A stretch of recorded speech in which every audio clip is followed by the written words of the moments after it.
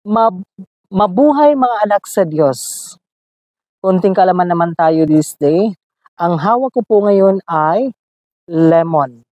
Ang lemon ay may dalawang klase. May hinog at hilaw. Tingnan mo.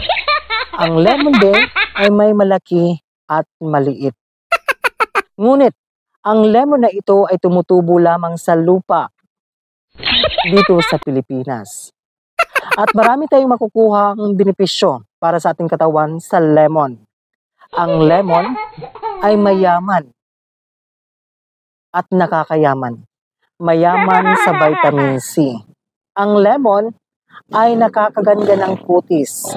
Nakakalinis ito ng tinatawag natin na colilas o intestine sa loob ng ating katawan. Ang lemon ay nakakaganda ng mukha. Kaya try natin kung totoo ba na nakakaganda ng mukha. Ito na ang lemon.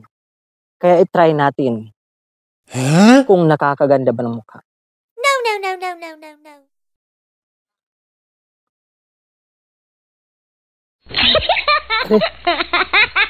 Nakasira mukha.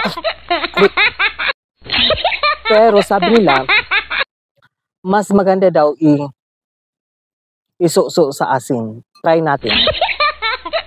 And we have salt here.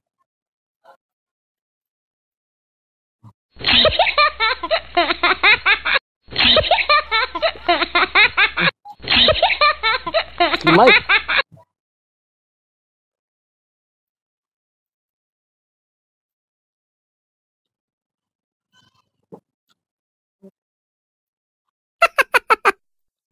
Hindi makaya.